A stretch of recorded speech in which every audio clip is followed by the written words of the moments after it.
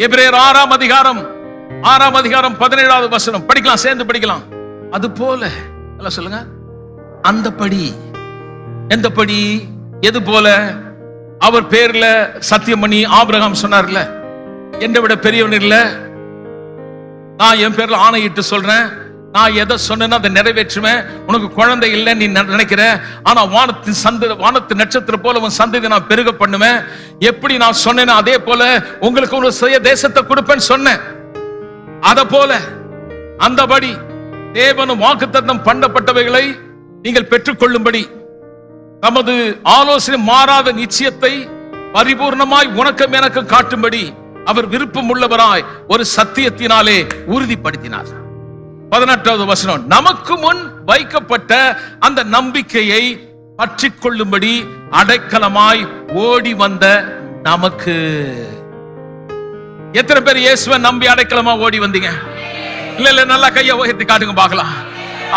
காது உள்ளவன் கேளுங்கள், அவரை நம்பி அடைக்கலமாய் ஓடி வந்த உனக்கு.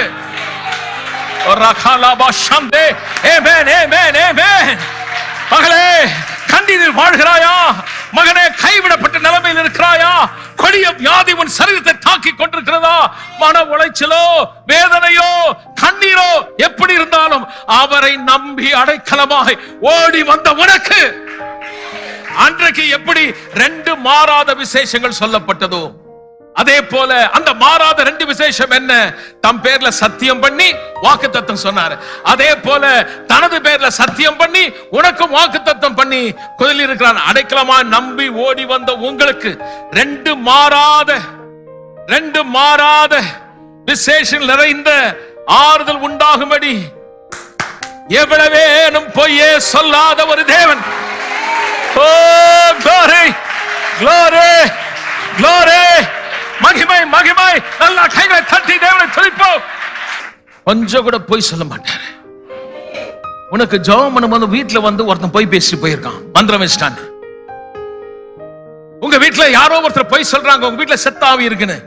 ஆனா ரட்சிக்கப்பட்டு நம்பி ஓடி வந்த உனக்கு அவர் சொல்ல, நான் வாக்குத்தத்தம் பண்ணியிருக்கேன், உனக்கு விரோதமாய் உருவாக்கப்படும் ஆயுதம் வாய்க்காது.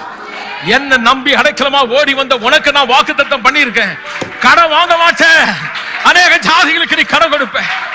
என்ன நம்பி அடைக்கலமா ஓடி வந்த டாக்டர் சொல்லலாம் உனக்கு இந்த வியாதி இருக்குன்னு, ஆனா நான் சொல்லுகிறேன், கர்த்தர் சொல்லுகிறார், நீ சுகமானாய்.